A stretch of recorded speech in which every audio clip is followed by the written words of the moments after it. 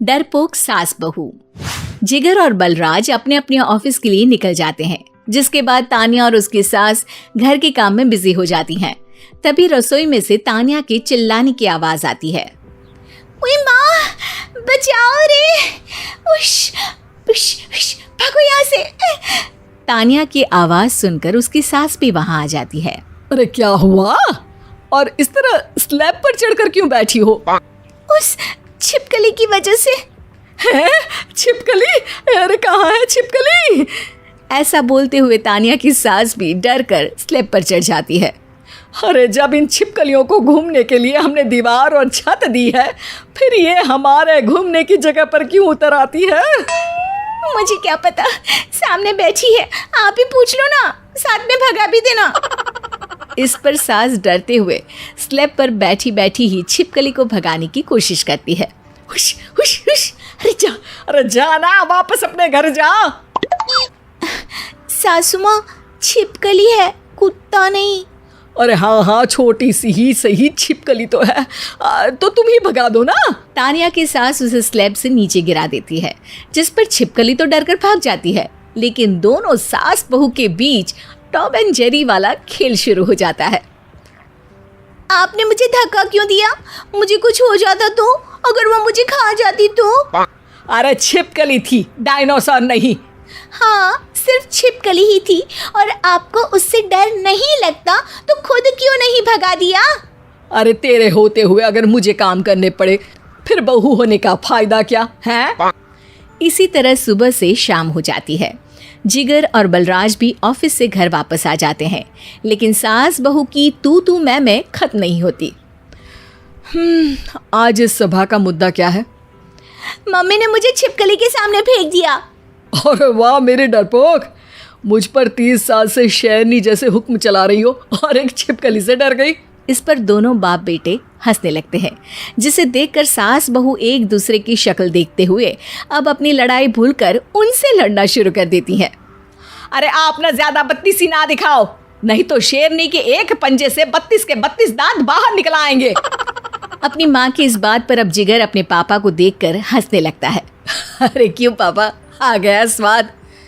अभी आपको भी आएगा स्वाद।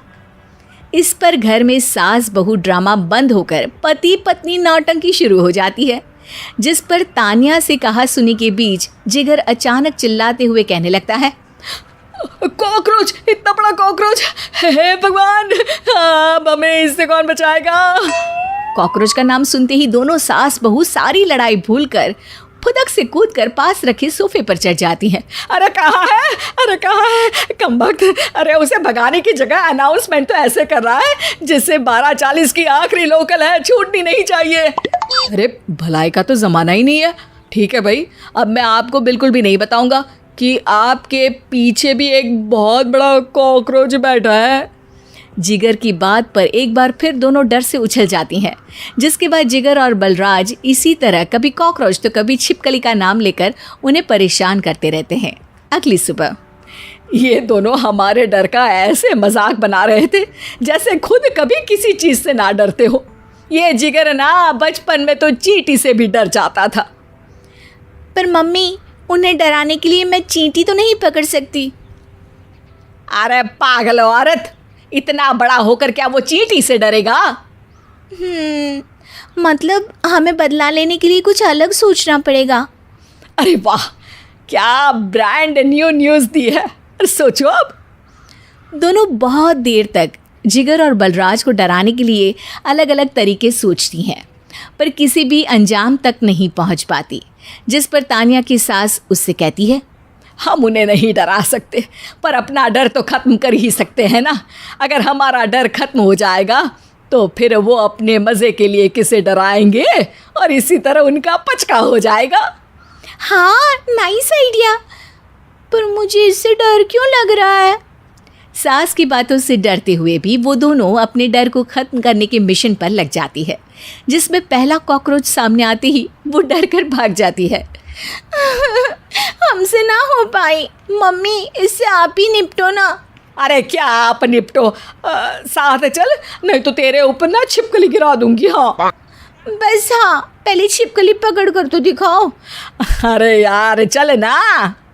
इस पर दोनों भगवान का नाम लेते हुए एक वाइपर लेकर कॉकरोच के पास जाकर डरते डराते उसे भगा देती हैं, जिसके बाद उनमें थोड़ी हिम्मत आती है और वो दिन ब दिन एक एक कर अपने हर डर पर काबू पाने लगती हैं। कुछ हफ्तों बाद, वाह मम्मी, आइडिया तो मस्त था। अब कॉकरोच हो या उसका बाप, मैं किसी से नहीं डरती। अरे शाबाश। और मैं छिपकली हो या उसका पूरा गैंग, सबके छक्के छुड़ा दूंगी। पर मम्मी जी, उससे पहले किसी को सबक सिखाना है।